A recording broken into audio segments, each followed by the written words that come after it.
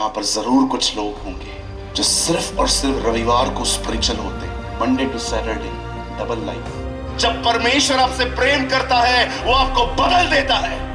हमारी आशीष हमारा परमेश्वर है, हमारा उद्धार हमारा परमेश्वर है, हमारे दान वरदान हमारा परमेश्वर है।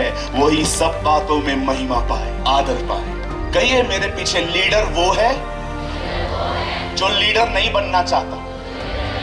मूसा कहता है मैं बद्दा हूं, मैं कैसे जाऊं? परमेश्वर ने कहा तू जा, मैं तेरे साथ रहूंगा। गिदोन कहता है मैं इतना डरपोक था, स्वर्गदूत आके उसके पास आके कहता है प्रभु तेरे साथ है शूरवीर सोरमा, oh mighty warrior go and fight. वो कहता है अगर प्रभु हमारे साथ होता तो हमारी दिशा ये होती। यिर्मयाह को जब परमेश्वर बुलाता है तो वो कहता है मैं तो लड़का हूं, मैं कैसा जाऊं? इतिहास गवाह है जो लीडर नहीं बनना चाहते थे खुदा ने उन्हें ही लीडर बनाया। आप चाहते हैं कि परमेश्वर आपको खड़ा करे? कभी पद की भूख और प्यास न रखे। हमें नीचे आना है, हमारे खुदा को देखो, वो महिमा छोड़ के मनुष्य बना, मनुष्य छोड़ के इंसान बना, और उसने इंसान बन के अंतिम दिन चेलों के पैर धोए। इस कारण बाइबल बताती है आज वो परमेश्वर पिता के दाहिनी ओर बैठा। नीचे आइए। इन 18 सालों में मैं परमेश्वर पिता के अनुग्रह से भारत की बहुत सारी प्लेसेस पे गया। एक चीज जो मैंने ऑब्जर्व की, देखी, वो बोलकर मैं आज के वचन में आना चाहता हूं। मैंने देखा कि बहुत सारे लोग बहुत ज्यादा आशीषित हैं। मैं उनके कैरेक्टर को देख के, उनके वे ऑफ स्पीक को देखकर, उनके थॉट्स लाइफ को देखकर, बहनों के प्रति जो उनकी प्योरिटी है, इन सारी बातों को देखकर मैं बहुत खुश हुआ कि कुछ लोगों को परमेश्वर ने बहुत ब्लेस किया है, आशीषित किया है। लेकिन मैंने एक और चीज देखी कि कुछ ऐसे भी लोग हैं जो स्पिरिचुअली आशीषित मुझे नहीं दिखे। क्या रीजन है कि हम सब सेम चर्च में बैठे हैं लेकिन कोई व्यक्ति स्पिरिचुअली बहुत ब्लेस्ड है लेकिन कोई सालों से वहीं बैठा हुआ है?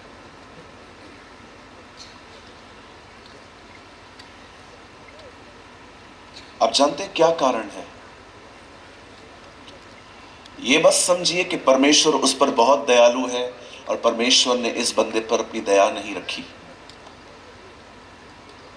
याद रखिए, जो आशीषित है उसके आशीषित होने के पीछे एक कारण यह भी है कि वो परमेश्वर के वचन को गंभीरता से लेता है।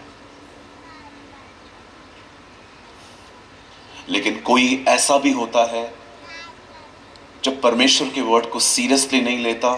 उसके जिंदगी में हर रविवार कलीसिया जाना जस्ट एक उसकी भक्ति का हिस्सा बन चुका है। मैं ऐसे बहुत से लोगों को जानता हूं जिनका खुदा से कोई दूर दूर तक वास्ता नहीं है।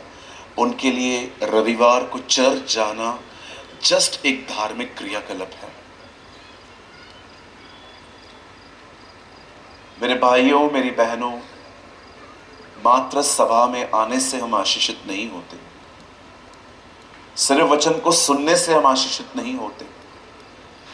यीशु ने कहा बुद्धिमान है वो मनुष्य जो मेरी बातों को सुनकर उनको मानता है। उसने अपना घर चट्टान पर बनाया, आंधी आई, तूफान आए, बाढ़ आई, पर वो घर नहीं बना। क्यों? क्योंकि वो घर चट्टान पर बना था। ये बहुत जरूरी है कि हम अपने विषय में सावधान रहें। इब्रानियों की किताब में लिखा है अब आने वाला आएगा और देर न करेगा।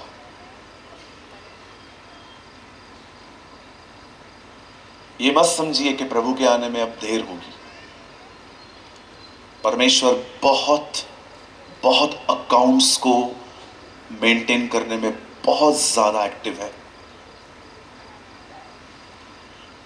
आप जानते हैं जब पृथ्वी पर 1000 साल पूरे होते हैं, स्वर्ग में एक दिन पूरा होता है।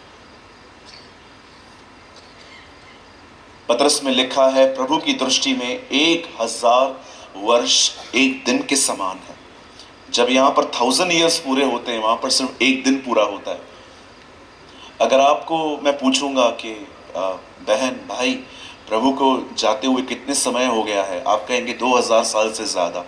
आप परमेश्वर से पूछोगे प्रभु आपके बेटे को ऊपर आए कितना टाइम हो गया, वो आपको कहेगा 2 दिन, 2 days। उसकी मैथमेटिक्स और हमारी मैथमेटिक्स बहुत अलग है।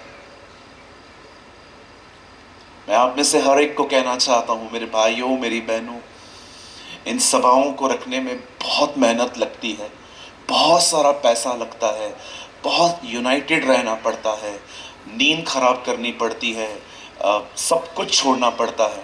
लेकिन मैं आपको बताना चाहता हूं, इन सभाओं में जब आप आ रहे हैं, अपना फोकस आराधना रखें, अपना फोकस वचन रखें, अपना फोकस खुदा को रखें, ताकि आप आशीषित हो सकें। आमीन। आज के वचन को शुरू करने से पहले मैं फिर से कहता हूं, परमेश्वर हर एक के लिए सेम है। यीशु ने कहा जो डाली फलती है पिता उसे छांटता है ताकि वो और फले। आप चाहते हैं परमेश्वर आपको साइड करके और आशीषित करे, तो आपका एक कर्तव्य है कि आप उसके प्रति गंभीर बने। बोलिए गंभीर बनना है। हाँ, अब अपने पास वाले से कहिए गंभीर होने का मतलब ये नहीं है कि हंसना ही नहीं है। बोलिए बोलिए। हाँ, हमारे कलीसिया में एक बहन 1 महीने से नहीं हंसी थी। कुछ लोगों ने उनको पूछा बहन आपके घर में कोई मर गया है, आप हंसते नहीं हो? बोला नहीं, पास्टर ने कहा है गंभीर बनो। नहीं, मैंने इस तरह गंभीर होने के लिए किसी को भी नहीं कहा है। गंभीर होने का मतलब होता है जब बात परमेश्वर के वचन की आती है कि कुछ बात उसके वचन के खिलाफ है, हमें वो नहीं करनी है।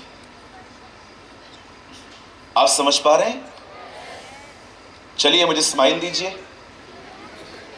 हाँ, मुझे डर लगता है क्योंकि आजकल लोग है ना, चीजों को बहुत गलत तरीके से भी लेते हैं। मैंने एक दिन प्रचार किया कि पतरस से छोटी सी प्रार्थना की, हे प्रभु मुझे बचा, और प्रभु ने सुन ली। तो एक बंदा हमारे चर्च में 1 घंटा प्रार्थना करता था, उसने वो 1 घंटा प्रार्थना ही करना बंद कर दी। तो मैंने अगले दिन उससे पूछा कुछ समय के बाद कि आप दुआ क्यों नहीं करते हो? तो उन्होंने कहा जब छोटी छोटी प्रार्थनाएं सुनी जाती है तो बड़ी बड़ी दुआएं क्यों करूं? एक पास्टर प्रचार कर रहे थे, उन्होंने कहा शत्रुओं से प्रेम करो। एक दिन एक शराब की बोतल पे लिखा था शराब तुम्हारा दुश्मन है। अगले दिन उन्होंने पीना चालू कर दी क्योंकि लिखा है कि वहां पर पास्टर ने कहा शत्रुओं से प्रेम करो, दारू हमारा शत्रु है, मैं आज से दारू से प्यार करूंगा। आप जानते हैं ना, बेवड़ों का यूहन्ना 2 अध्याय बहुत फेवरेट वर्ड होता है। यू नो, जो लोग शराब पीते हैं ना, उनको यूहन्ना 2 अध्याय बहुत पसंद है क्योंकि उसमें यीशु ने पानी को, कई लोगों में पूछता हूं शराब पीते हो? हाँ हम पीते हैं। कहां लिखा है बाइबल के अंदर? हाँ, यीशु ने पानी को दाखरस बनाया। दाखरस बनाया, उसमें अल्कोहल कब मिलाया?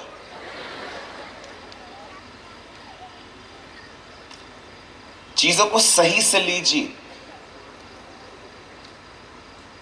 चीजों को राइट वे में लेना है। कितने लोग आज के बाद थोड़े से गंभीर बनेंगे? मैं आपके हाथ देखना चाहता हूं। Praise the Lord. वाओ। मैं ये बातें क्यों बता रहा हूं? क्योंकि आज का वचन बहुत इंपॉर्टेंट है और जो सेवा करते हैं आपके लिए तो बहुत ज्यादा इंपॉर्टेंट है। आप सब तैयार हैं? पीछे वाले तैयार हैं? एकदम पीछे वाले तैयार हैं? वाह, प्रेज द लॉर्ड। क्या मेरी आवाज अंत तक आ रही है? मेरे साथ खोलिए बाइबल की अंतिम किताब the book of Malachi, Malachi की पुस्तक। और मैं चाहता हूं आप मेरे साथ खोलें मलाकी की किताब और उसका पहला अध्याय, चैप्टर 1। और मैं पढ़ रहा हूं, I am reading from my Hindi Bible, मैं अपने हिंदी शास्त्र से पढ़ रहा हूं। एक अध्याय का दूसरा वचन यहां लिखा है, यहोवा यह कहता है, मैंने तुमसे प्रेम किया है पर तुम पूछते हो, तूने किस बात में हमसे प्रेम किया? यहोवा की यह वाणी है, क्या एसाव याकूब का भाई न था? तो भी मैंने याकूब से प्रेम किया, परंतु एसाव को अप्रिय जानकर उसके पहाड़ों को उजाड़ डाला और उसकी प्रत्येक भूमि को जंगल के गीदड़ों को स्थान बना दिया। आइए, मैं चाहता हूं आप सब सामने देखें। हमारे बाइबल की पहली किताब जो है उसका नाम है हिंदी में उत्पत्ति। In English we call genesis, in Urdu पैदाइश।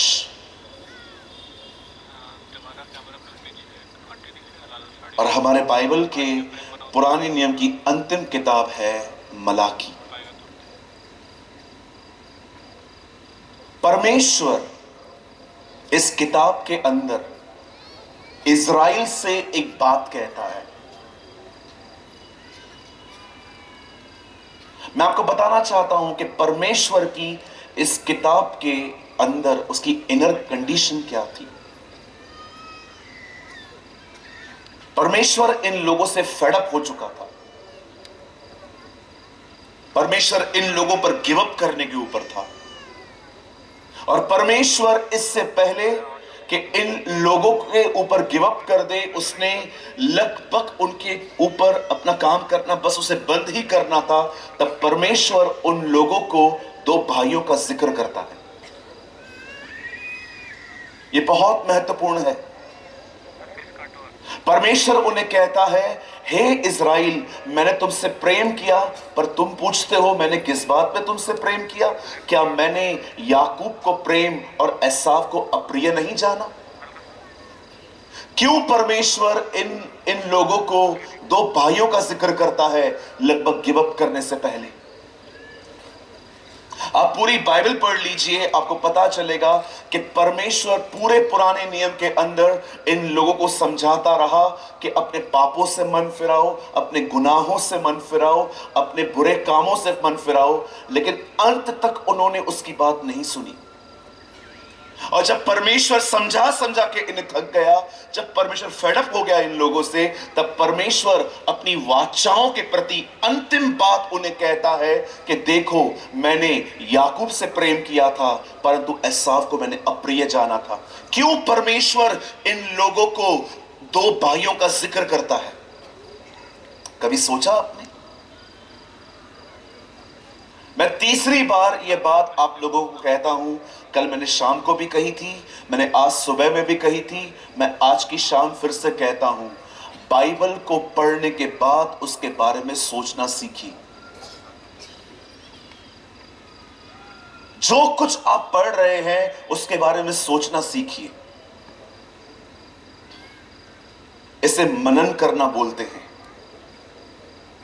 हमारे भजन सहायता की शुरुआत होती है, क्या ही धन्य है वह मनुष्य जो दुष्टों की युक्ति पर नहीं चलता, न पापियों के मार्ग में रहता है, न ठट्ठा करने वाली मंडलियों में रहता है, परंतु वह तो यहोवा की व्यवस्था को दिन और रात मनन करता है, इस कारण वह पुरुष आशीषित रहेगा। Learn to think. हम कई बार पढ़ लेते हैं लेकिन हम उसके बारे में विचार नहीं करते।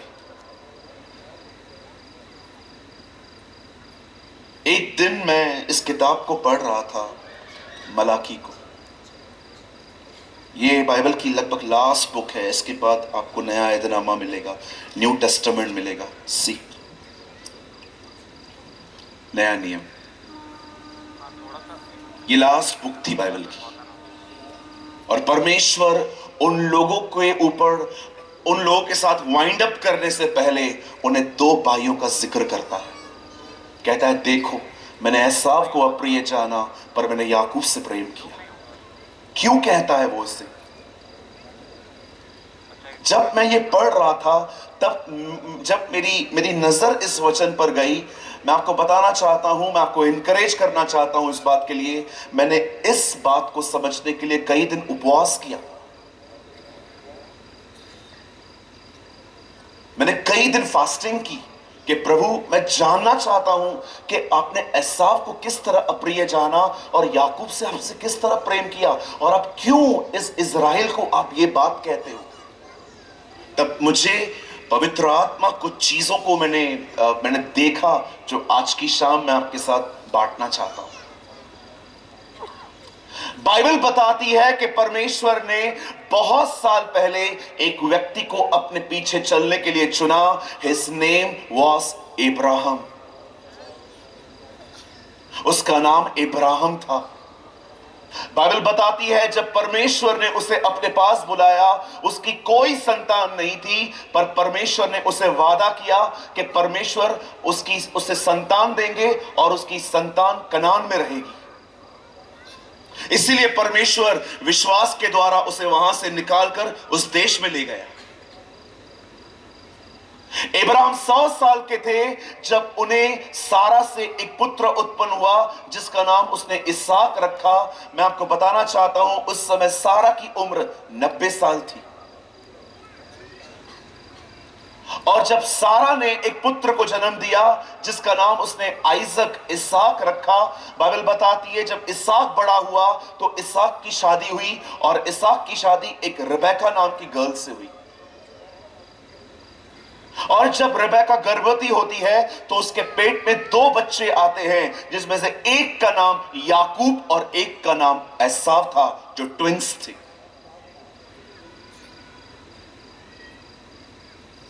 बाइबल बताती है कि ये बच्चे अपने आप में जब पेट में थे रेबेका के अंदर, ये अपने आप में लड़ते थे। कई बार एक दूसरे को किक मारते थे, लात मारते थे। और कई बार रेबेका को इतना दर्द होता था कि वो चीखती थी कि ये बच्चे मुझे मार देंगे। मैं पहली चीज आपको बताना चाहता हूं यहां पर, मैं चाहता हूं आप सब ध्यान दें। जानते हो ये लड़ाई क्यों हो रही थी?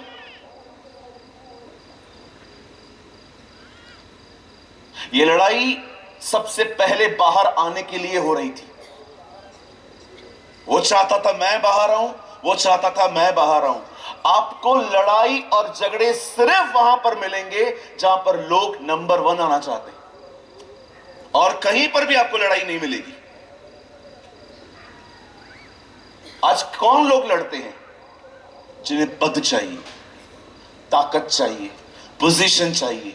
नम्र व्यक्ति कभी नहीं लड़ सकता। आज भी आप उन लोगों को लड़ते हुए देखोगे जिनको पोजीशन चाहिए, जिनको ताकत चाहिए, जिनको चीजें चाहिए। 2 भाई थे, उन्होंने कहा चल झगड़ा करते। क्या कहा?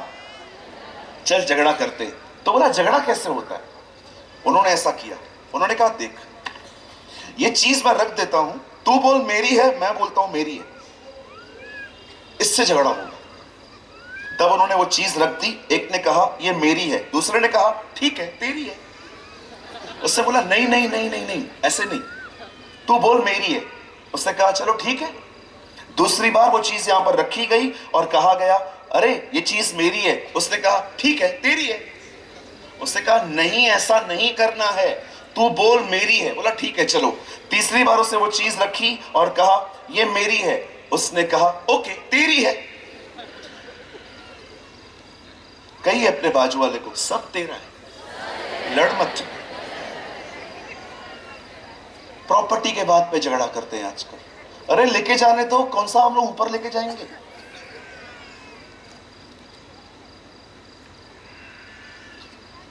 प्रॉपर्टी की बात पे खत्म हो जाता है सब कुछ आजकल। कितने लोग इब्राहिम को जानते हैं? जब उसने लूत से कहा हमें अलग होना पड़ेगा, क्या कहा इब्राहिम ने उससे? अगर तू दाएं जाए तो मैं बाएं जाऊंगा, अगर तू बाएं जाए तो मैं दाएं जाऊंगा। आपको पता है मैसेज ट्रांसलेशन में क्या लिखा है? जो अच्छा लगे ले ले, जो समझ में ना आए मुझे दे दे। कितने लोग ऐसे हैं मुझे बताइए कि जब आपके घरों में बंटवारे होते हैं तो आप भाइयों को बोलते हैं तुझे क्या चाहिए ले, जो समझ में ना आए वो मुझे। अरे हम तो केस कर दें, हम तो केस कर दें सगे भाई पर, जज के सामने खड़ा कर दें, पिताजी मरते मरते इसको कुछ नहीं देके गया था लेकिन फिर भी ले बैठा है। चर्च के अंदर भी ऐसा ही होता है आजकल। मेरे को सेक्रेटरी बनाओ, मेरे को चेयरमैन बनाओ, मेरे को ये बनाओ, मेरे को वो बनाओ। आप जानते हो लीडर कौन बनना चाहिए? यहां देखिए, जानते हो लीडर कौन बनना चाहिए? Who is a true leader? कहिए मेरे पीछे, लीडर वो है जो लीडर नहीं बनना चाहता।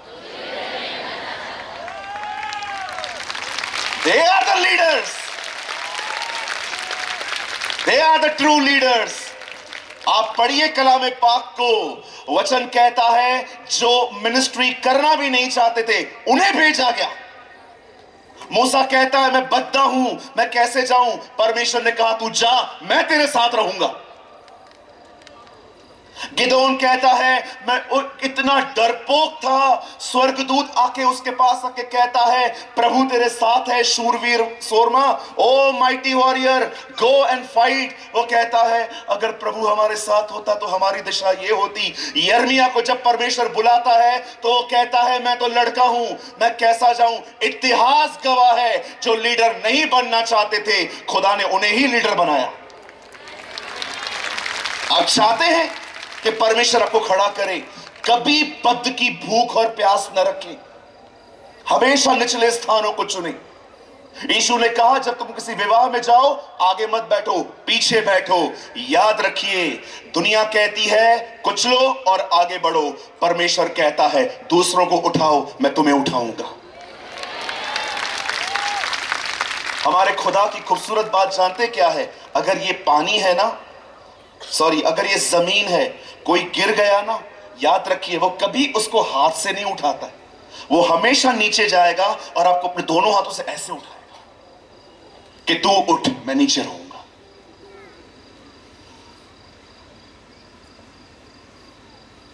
घर के अंदर भी बहुत सारे लोग मुखिया बनना चाहते हैं, बहुत सारी बहनें मुखिया बनना चाहती है। मेरे से पूछा क्या, तू क्या प्राइम मिनिस्टर है? सब काम मुझसे पूछा करो क्योंकि मैं हिटलर के खानदान का हूं। तो जर्मनी में पैदा होते आप, यहां क्यों पैदा हो गए? हर जगह पे जहां पर जिनको बड़ा बनना है ना, हमेशा लफड़े यही लोग करते। ये देखो अंदर ही लड़ रहे थे, वो एक दूसरे को मार रहे थे। तू नहीं जाएगा बाहर, वो बोलता था मैं जाऊंगा बाहर। कहिए अपने बाजू वाले को नीचे रहो, बोलिए बोलिए, पीछे वाले भी बोलिए, बोलिए नीचे रहो। यस, हमारे प्रभु की पहली आज्ञा क्या है मती में? धन्य है वे जो मन के दीन है, स्वर्ग का राज उन्हीं का है। Blessed are those who poor in the spirit. धन्य है वे, मेरी उर्दू में लिखा है मुबारक है वो जो दिल के गरीब हैं, आसमान की बादशाही उनकी है। एक ट्रांसलेशन में लिखा गया है मुबारक हैं वो जो फकीर हैं।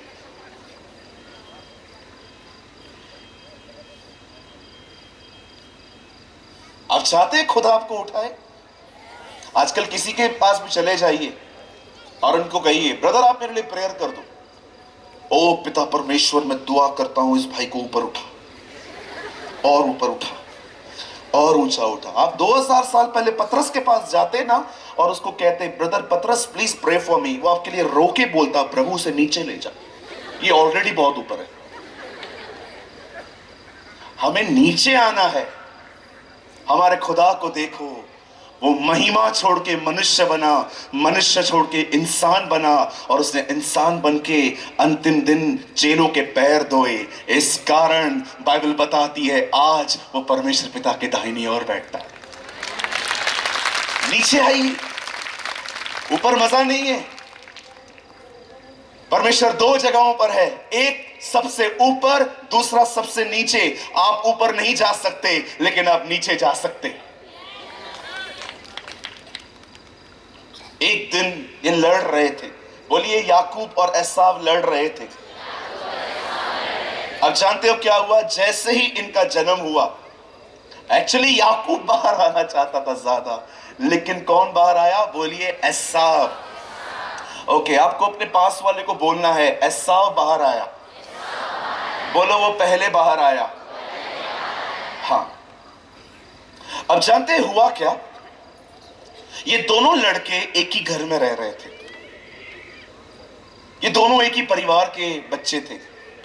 याकूब हमेशा से तलाश करता था कि कब मुझे इसकी पदवी मिलेगी।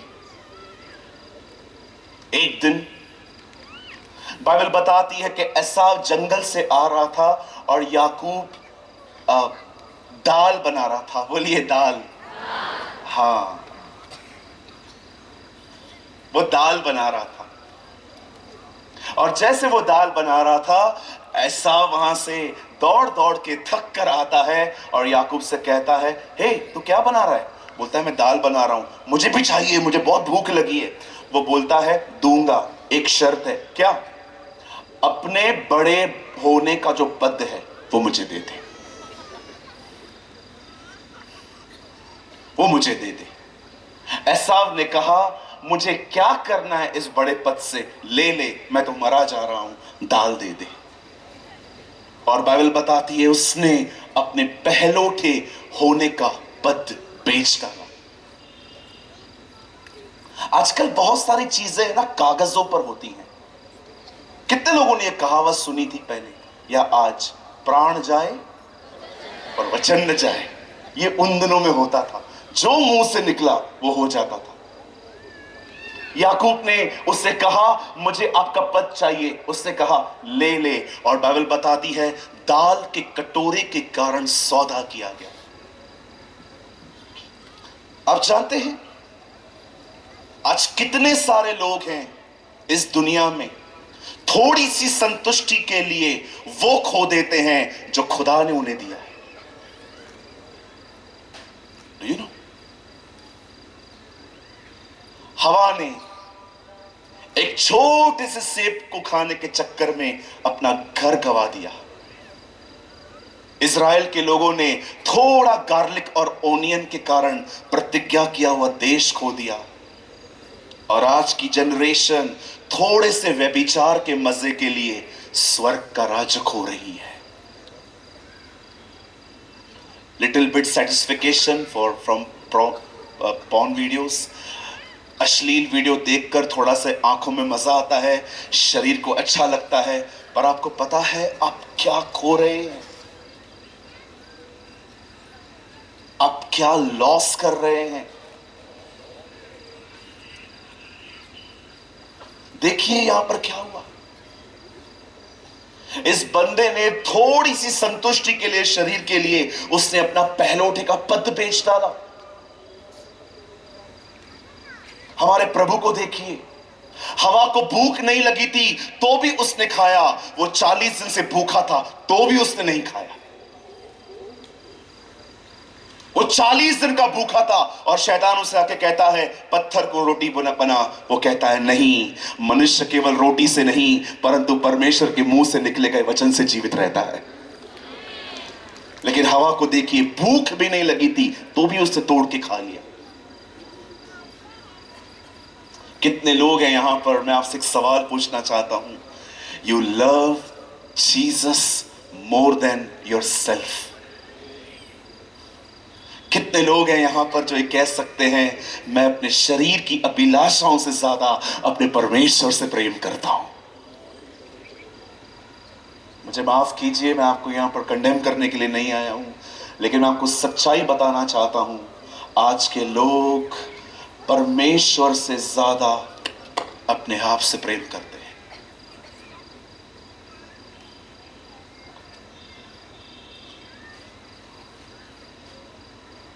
यार इट्स ट्रू, ये सच है।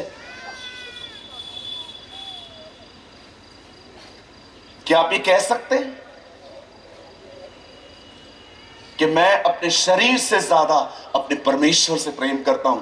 जीसस को देखिए, वो भूखा था, शैतान उसे कहता है पत्थर को रोटी बना। वो बना सकता था, अरे वो बना सकता तो क्या, मैं तो बोलता हूं अगर वो चाहता तो पत्थर, शैतान को पत्थर और सबको रोटी बना देता, लेकिन उसने नहीं किया।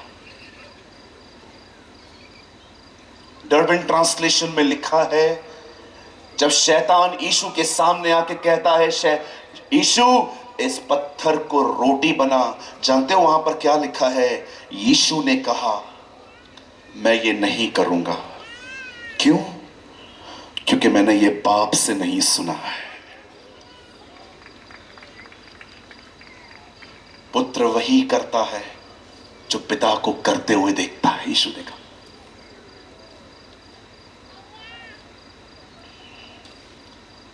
I will never operate my gift outside the will of my Father. मैं अपना कोई वरदान परमेश्वर की इच्छा के बाहर इस्तेमाल नहीं करूंगा।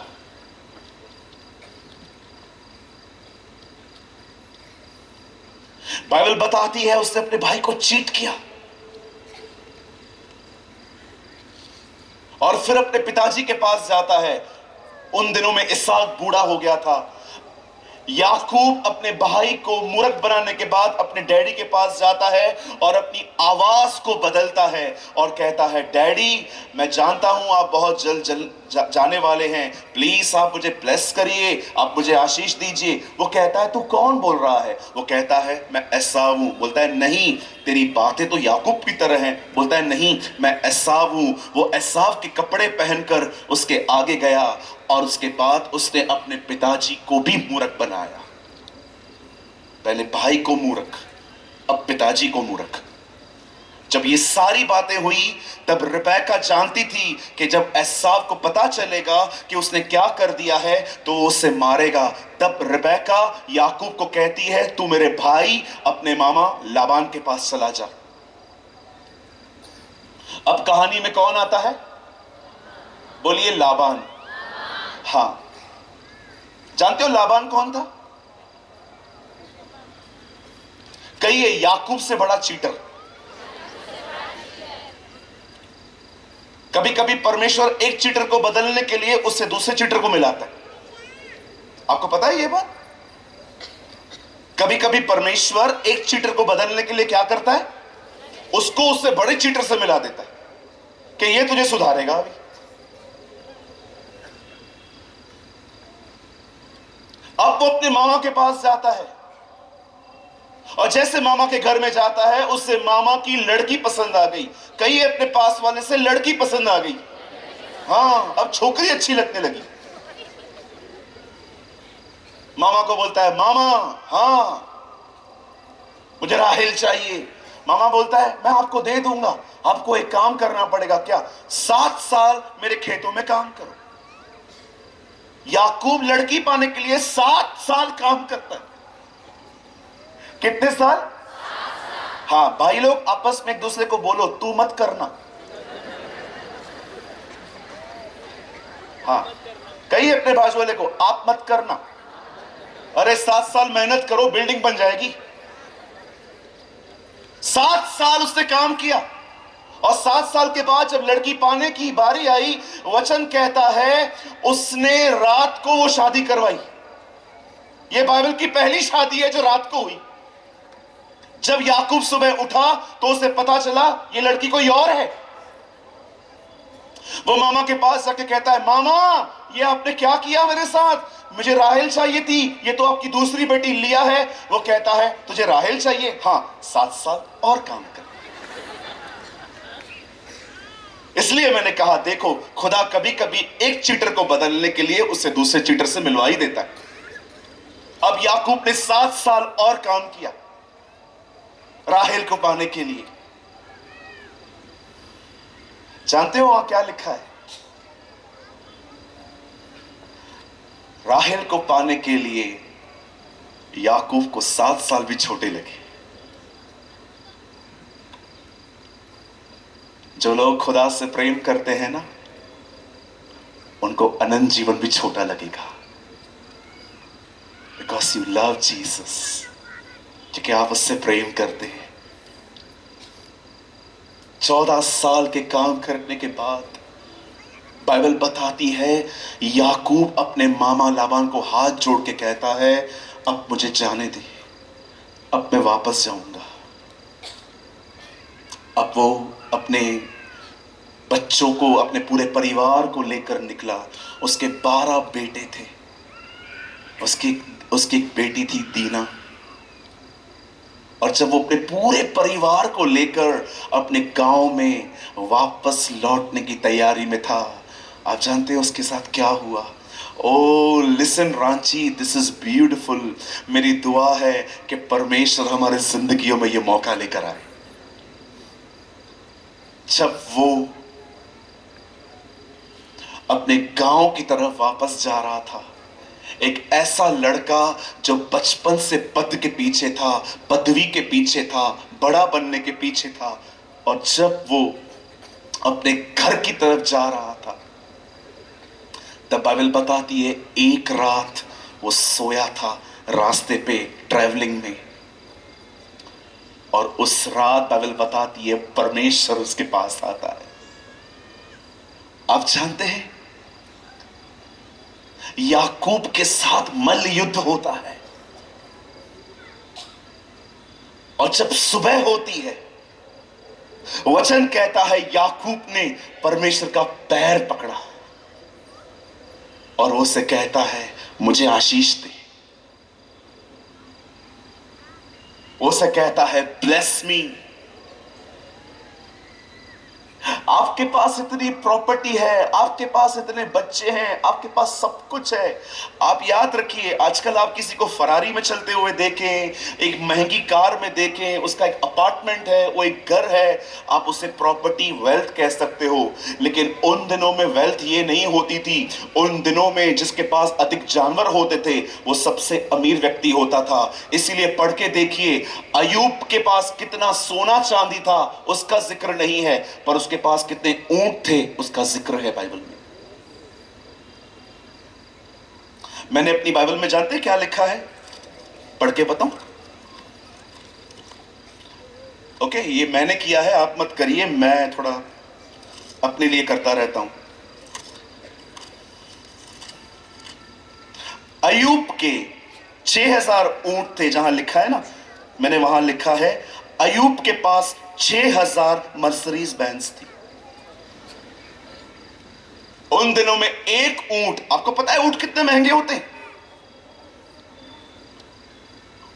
उसके पास इतने सारे ऊंट थे कि वो लोगों को देता था। अब याकूब को देखिए, वो कितना अमीर है। उसके पास भेड़ हैं, बकरियां हैं, दास हैं, दासियां हैं, बच्चे हैं, सब कुछ है। लेकिन जब खुदा सामने आता है तो उसको, खुदा को पकड़ के कहता है, हे परमेश्वर मुझे आशीष दे। ब्रदर, आपके पास तो सब कुछ है, आप क्या मांग रहे हो? आप जिस दिन याकूब परमेश्वर से मिला, उस दिन वो जान गया जो कुछ है वो सुविधा है, आशीष ये बंदा है। मैं आप में से हर एक को बताना चाहता हूं, कार, गाड़ी, बंगला, पैसा, हेल्थ, वेल्थ, ये सारी अच्छी बातें हैं, पर मैं आप में से हर एक को बताना चाहता हूं, हमारी सबसे बड़ी महान आशीष परमेश्वर खुद है। God is our blessing. परमेश्वर ही हमारी सबसे बड़ी आशीष है। उससे बढ़कर हमारे लिए कोई बात नहीं होनी चाहिए। मैं लोगों से हमेशा कहता हूं, तुम आशीषों के पीछे भागते होंगे, मैं अपनी आशीष के साथ रहता हूं। I live with my blessing. मैं आपसे पूछना चाहता हूं, आपकी नजर में आशीष क्या है? ये गाड़ी बंगला आइए मुंबई में आइए, मैं आपको कुछ लोग दिखा देता हूं जो परमेश्वर को मानते भी नहीं है। इतनी वेल्थ है उनके पास कि आज भी अगर वो मर जाएं उनकी 200 पीढ़ियां खा सकती हैं। क्या कहेंगे आप कि वो खुदा के द्वारा ब्लेस्ड है? अरे अरे, मैं तो कहता हूं कि पैसा कई बार शैतान भी देता है। देखा आपने जीसस को उसने क्या किया? प्रॉस्पेरिटी उसने उसको देने की कोशिश की। मेरे सामने झुक, मैं तुझे सब कुछ दे दूंगा। अरे उसके पास भी है सब कुछ। हमें पता ही नहीं चल रहा कि हमारे पास जो है वो इधर से आ रहा है कि इधर से आ रहा है। आजकल किसी को भी देखो, अगर किसी से भी पूछो, ओ ब्रदर कैसे हो, मैं बहुत आशीषित हूं। अच्छा थोड़ा बताओ कैसे आशीषित हो? देखो मैंने नया नया बाइक खरीदा है। आप कैसे आशीषित हो? मेरे को गवर्नमेंट जॉब मिल गई है। आप कैसे आशीषित हो? मुझे ये मिल गया, मुझे टीवी मिल गई, मुझे बीवी मिल गई, मुझे ये मिल गया, मुझे वो मिल गया। आज सबके लिए आशीष यही है। कितने लोग हैं यहां पर जो ये कह सकते हैं, ब्रदर परमेश्वर ने जो दिया उसका धन्यवाद, लेकिन सबसे बड़ी आशीष तो खुदा खुद है। God is a blessing, God is our blessing. Uncle Dinakaran हमेशा कहते थे कि परमेश्वर से बढ़कर कोई आशीष नहीं हो सकती। यस, अंकल दिनकरन हमेशा कहते थे, जब वो बीकेसी में मीटिंग्स लेते थे मुंबई में, वो हमेशा कहते थे खुदा से बढ़कर कोई आशीष नहीं हो सकती। इस बंदे को देखिए, इसने परमेश्वर के पैर को पकड़ा और कहा मुझे आशीष दे। कभी आपने सोचा सब कुछ है उसके पास, अब क्या मांग रहा है? तब परमेश्वर उसे आशीष देने से पहले उसे एक बात पूछता है। सेम क्वेश्चन जो 25 साल पहले उसके पिताजी ने उससे पूछा था। इसहाक ने उससे पूछा था तेरा नाम क्या है? उसने कहा मैं एसाव हूं। और सेम क्वेश्चन 25 साल के बाद परमेश्वर पूछता है तेरा नाम क्या है? जानते हो इस बार क्या कहता है? मैं याकूब हूं।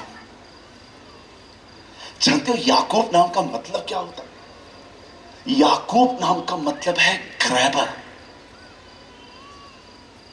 ग्रैबर का मतलब होता है झपट के लेने वाला, छीन के लेने वाला। ये उसके नाम का अर्थ है। जिसे हम इंडियन में ऐसे कह सकते हैं 420, 420। ये उसके नाम का अर्थ है। जब वो परमेश्वर से कहता है कि हे परमेश्वर मैं याकूब हूं, तब परमेश्वर उसे आशीष देता है। और जानते हो आशीष क्या थी?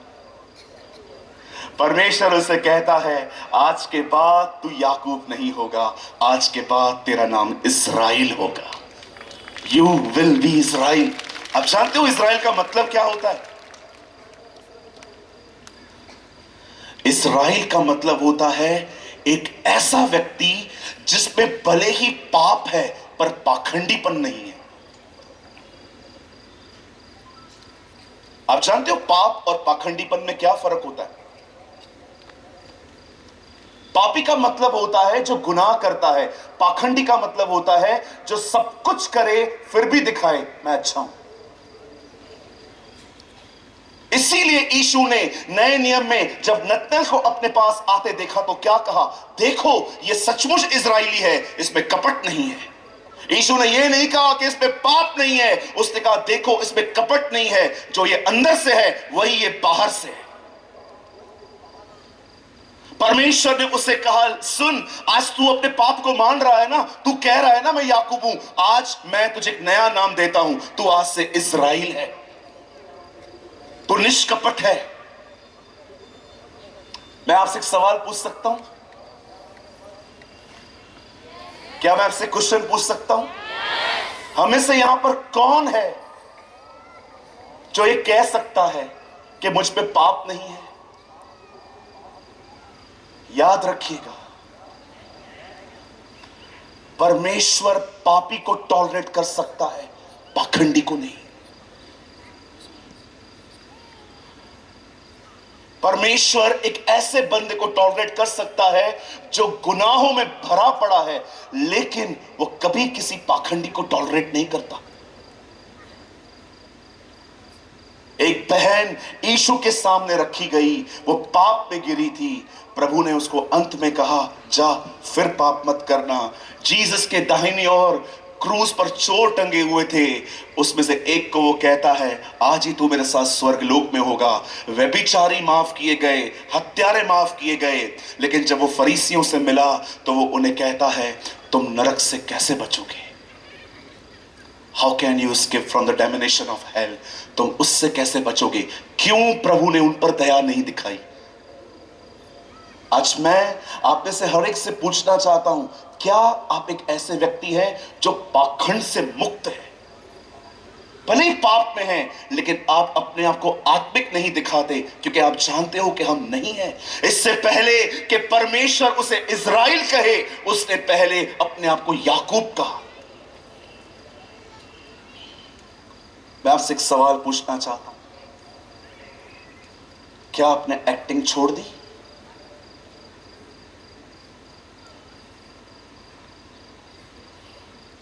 बोलिए, क्या आपने एक्टिंग छोड़ दी? मैं नहीं कहता हूं अपने बाजू वाले को ये कहो, उसको बुरा लगेगा, पर मैं आपसे पूछना चाहता हूं, जैसे आप घर में हैं, क्या वैसे आप बाहर हैं? पूछिए, आस्क योरसेल्फ। जैसे आप अंदर से हैं, क्या आप वैसे बाहर से हैं?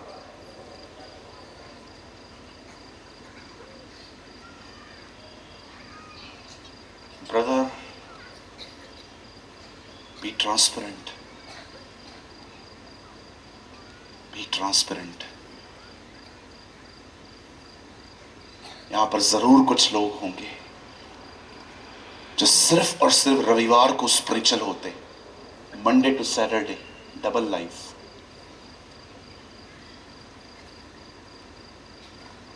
इस बंदे को देखिए, परमेश्वर ने उससे पूछा, तेरा नाम क्या है? वो कहता है, मैं याकूब हूं, मैं एक चीटर व्यक्ति हूं, मैं एक ग्रैबर हूं। जब परमेश्वर उसे देखता है कि वो ईमानदार बना, तब परमेश्वर उसे वहां से बदलना शुरू करता है, वहां से उसको चेंज करना शुरू करता है। अब आप मुझे बताइए, यह कहानी जो मैंने आपको बताई, जो सत्य घटना मैंने आपको बताई, मुझे बताइए क्यों परमेश्वर इन दोनों भाइयों का जिक्र मलाकी में करता है? आप जानते हो क्यों? वो कहता है, मैंने एसाव को अप्रिय जाना, मैंने उससे प्रेम नहीं किया, परंतु मैंने याकूब से प्रेम किया। आप जानते हो परमेश्वर ने एसाव को अप्रिय कैसे जाना और याकूब से प्रेम कैसे किया? याद रखिए इस बात को, एसाव ही बना रहा, पर परमेश्वर ने याकूब को याकूब बने रहने नहीं दिया, उसने उसे इज़राइल बनाया। जब परमेश्वर आपसे प्रेम करता है, वो आपको बदल देता है। उसने एसाव को एसावी बने रहने दिया, पर उसने याकूब को इज़राइल बनाया। इसीलिए वो उसे कहता है, देख मैंने एसाव को एसावी बने दिया, पर मैंने याकूब से प्रेम किया और मैंने उन्हें इज़राइल बनाया।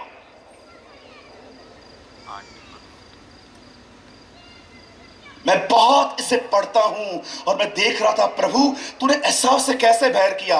आपने देखा, उसे सब कुछ दिया है खुदा ने, तेल के कुएं दिए हैं, सब कुछ दिया है, बड़े बड़े पहाड़ दिए हैं, बड़े बड़े देश दिए हैं, पर परमेश्वर ने एसाव को एसाव ही बने रहने दिया। लेकिन जानते हो उसने याकूब से कैसा प्रेम किया?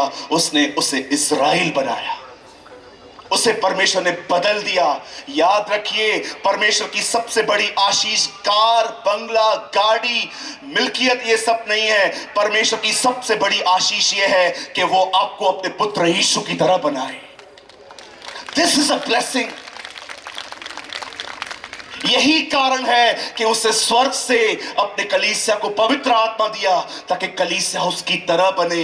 मैं आप में से हर एक को कहना चाहता हूं, क्या आप, हर व्यक्ति जो इस ग्राउंड पर है, क्या आप पवित्र आत्मा के प्रति समर्पित हैं?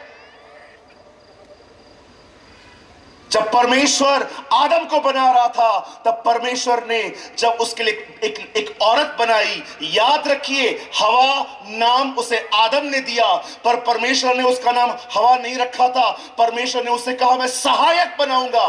कौन सी चीज में वो सहायता करती थी आपको पता है आदम की?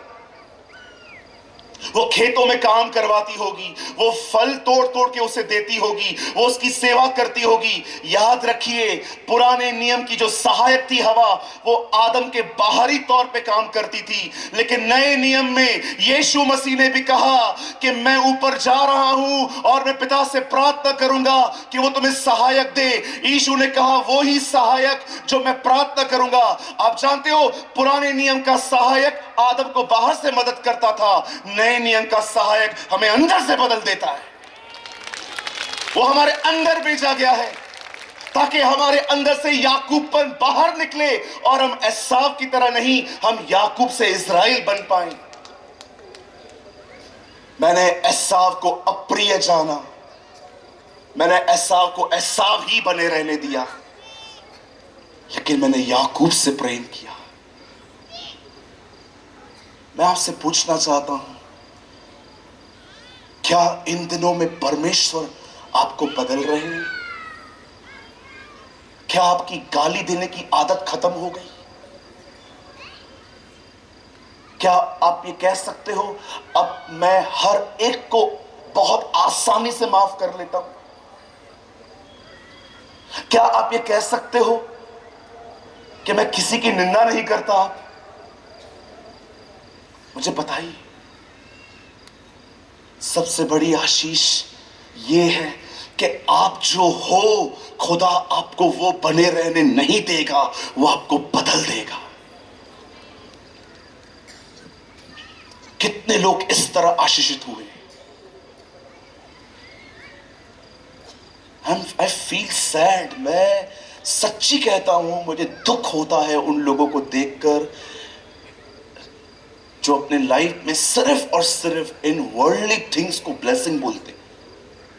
मैं कभी उनको जज नहीं करता कि आप गलत हो, आप क्या कर रहे हो, बट मुझे कभी कभी लगता है कि कितना कुछ मिस कर दिया है। याद रखिए कभी कभी शैतान आपको बाहर की इतनी चीजें दे सकता है ताकि आप भीतर की महान आशीषें मिस कर दो।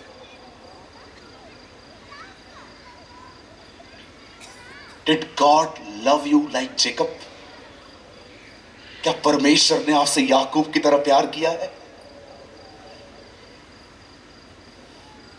मैंने एसाव को एसाव ही रहने दिया, पर मैंने याकूब से प्रेम किया। यही चीज खुदा इज़राइल को बता रहा है, मैंने तुमसे प्यार किया, मैंने तुम्हें बदलने की कोशिश की, लेकिन अब मैं गिव अप कर रहा हूं।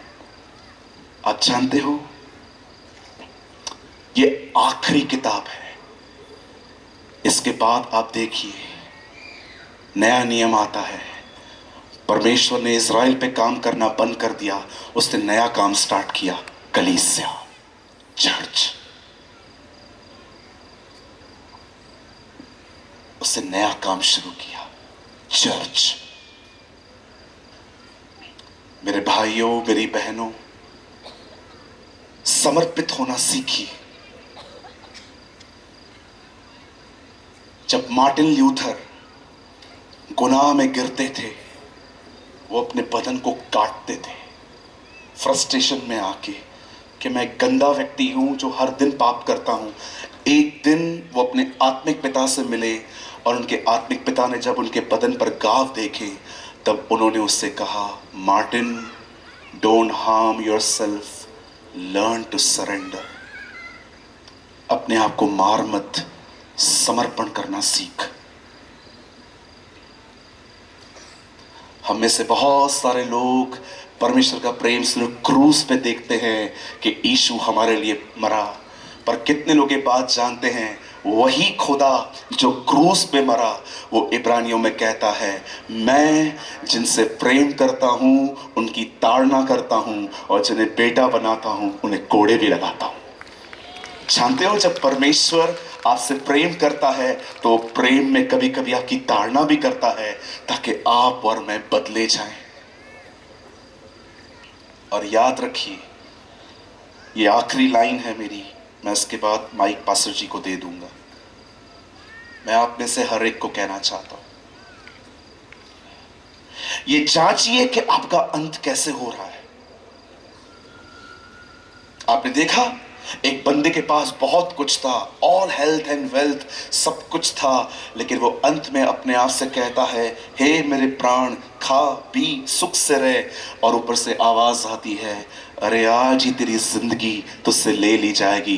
कहीं ऐसा तो नहीं कि आपका अंत इस व्यक्ति की तरह हो रहा है, आप इनसाइड चेंज नहीं हुए हो, लेकिन आपने सब कुछ पा लिया है।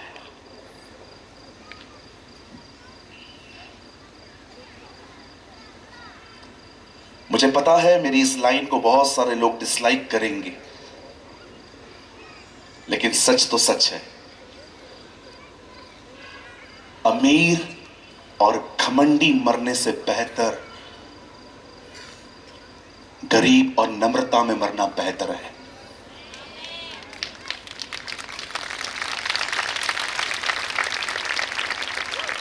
अमीर होके घमंडी मरने से बेहतर है मैं गरीब होके नम्रता में मर जाऊं, यह ज्यादा बेहतर होगा मेरे लिए।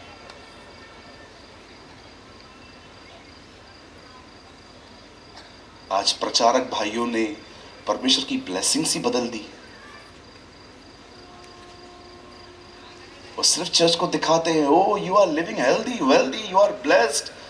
Brother, what about this? इसका क्या करें?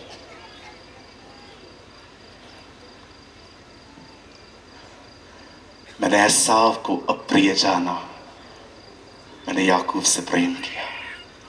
मैंने एसाव को एसाव ही रहने दिया, पर मैंने याकूब से प्रेम किया, मैंने उसे अपनी तरह बनाया। परमेश्वर का महान प्रेम सिर्फ बाहरी चीजों में नहीं दिखता, परमेश्वर का महान प्रेम इस बात में दिखता है कि जिस तरह की जिंदगी आप जी रहे हैं, वो आपको उस तरह की जिंदगी जीने नहीं देगा, वो आपको अपनी तरह बनाएगा। That is a blessing। और ये तब होता है जब एक विश्वासी पवित्र आत्मा के सामने समर्पित होता है। इसीलिए हमारी बाइबल में ये लिखा गया है, पिता का प्रेम, पिता ने हमसे प्रेम किया, अपना पुत्र दिया, पुत्र का अनुग्रह, उसने अनुग्रह दिया, हमें पवित्र आत्मा दिया। और जानते हो पवित्र आत्मा ने हमें क्या दिया? कहते हैं लोग, अन्य भाषा वहां पढ़ के देखिए, लिखा है सहभागिता, फेलोशिप। फेलोशिप, ताकि हम उसके साथ रहकर बदल जाए, हम चेंज हो सके।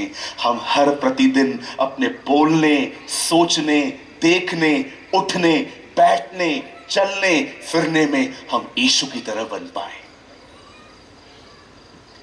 डीएल मूडी ने कहा, परमेश्वर कलीसिया को नहीं, यीशु को कलीसिया से लेने के लिए आ रहा है। उन्होंने कहा वो कलीसिया उठाने नहीं आ रहा है, वो अपने पुत्र को उसकी कलीसिया में लेने के लिए आ रहा है। जिनमें वो अपना बेटा देखेगा, वो उनको ले जाएगा। ये मेरे शब्द नहीं है, एक परमेश्वर के जन के शब्द हैं। आइए सामने देखिए, मैं बंद करने पर हूं। मुझे बताइए, क्या है आपके लिए आशीष आजकल? आपके लिए ब्लेसिंग क्या है? गवर्नमेंट जॉब, महंगी गाड़ी, एक बड़ी चर्च, एक अपार्टमेंट? आपके बच्चे अब्रॉड में पढ़ते? कितने लोग हैं यहां पर ये कह सकते हैं, ब्रदर मैं आशीषित हूं क्योंकि परमेश्वर ने मुझे बदला है, खुदा ने मुझे चेंज किया है। That is a blessing. ये आशीष होती है। सिर्फ गाड़ी बंगला तो दुनिया वालों को, मैं आपको बताना चाहता हूं, बॉम्बे में एक बंदा है, 28 माले की उसकी बिल्डिंग है, 6 लोग रहते हैं खाली उसमें, 7 से 8 माले तो खाली पार्किंग है। क्या कहेंगे आप, वो खुदा की ओर से ब्लेस्ड है?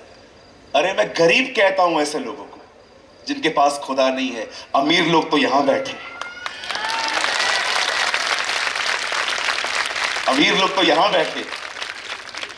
हमारी अमीरी हमारा परमेश्वर है, हमारी आशीष हमारा परमेश्वर है, हमारा उद्धार हमारा परमेश्वर है, हमारे दान वरदान हमारा परमेश्वर है। वही सब बातों में महिमा पाए, आदर पाए। किसी भी चीज को उससे ज्यादा इंपॉर्टेंस मत दीजिए। जब अंकल दिनकरन प्रभु के सामने खड़े थे स्वर्ग में, तब प्रभु ने उससे कहा, तुझे क्या चाहिए? बोलते हैं, प्रभु मुझे आपके 9 वरदान चाहिए। जानते हो परमेश्वर ने उससे उनको क्या कहा? वरदान चाहिए? मैं नहीं चाहिए।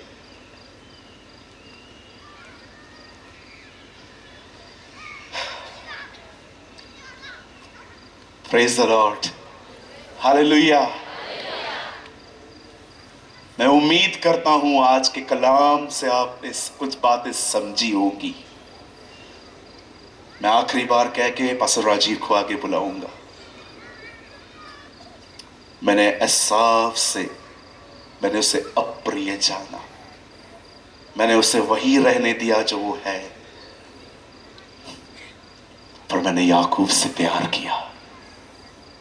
सोचिए वो आपके बारे में ऐसा कहे, मैंने अपनी बेटी को वैसा नहीं रहने दिया, मैंने अपने बेटे को वैसा नहीं रहने दिया, मैंने उसे अपनी तरह बनाया। That is a blessing. Yeshu का जीवन अपने आप में आना एक आशीष है। आइए मेरे भाइयों, मेरी बहनों, अपने स्थानों पे खड़े हो जाएं। अगर आप इस आशीष से वंचित हैं तो एक बार फिर से समर्पित करें, समर्पण करें। मैं चाहता हूं पास्टर साहब एक गीत गाएं जो उनको परमेश्वर कहे। प्लीज भाई अमित। Thank you Jesus. और उस गीत के बाद हम एक बार फिर से समर्पण करेंगे। आइए अपनी आंखें बंद करें। यीशु बुला रहा, यीशु बुला रहा, तेरा नाम ले ले, तुझे यीशु बुला रहा, यीशु बुला रहा, यीशु बुला रहा, तेरा नाम ले ले, तुझे यीशु बुला रहा, तेरा नाम ले ले, तुझे यीशु बुला रहा।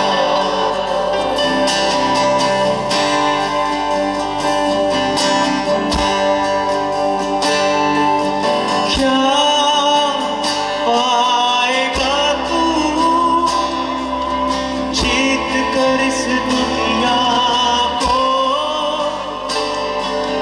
क्या लाभ होगा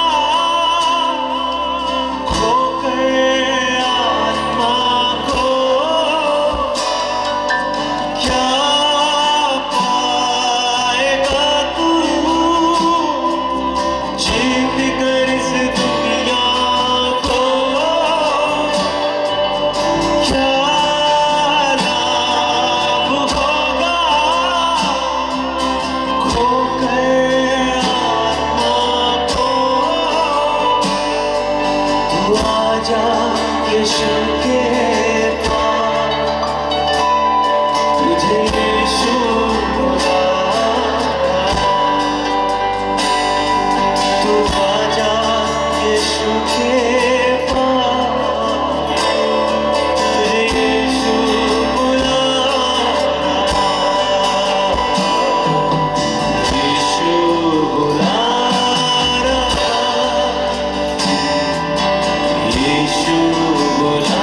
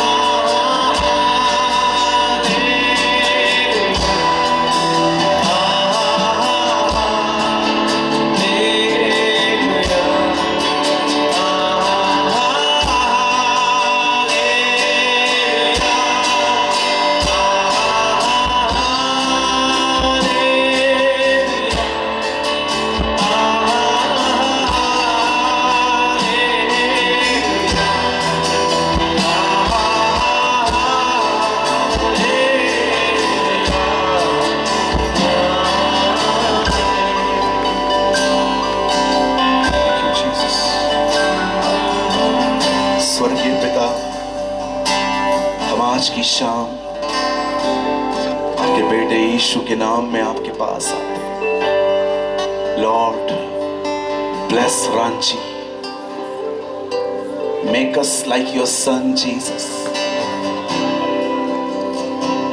मैंने एसाव को अप्रिय जाना, वो जैसा था मैंने उसे वैसे ही रहने दिया। उसका जिक्र तुम्हें कहां नहीं मिलता, लेकिन देखो मैंने याकूब से प्रेम किया। मैंने याकूब को याकूब नहीं रहने दिया, मैंने उसे इज़राइल बनाया। पिता, रिमेंबर अस लॉर्ड, हमारी सुधि ले, हमें अपनी तरह बना। Bless us.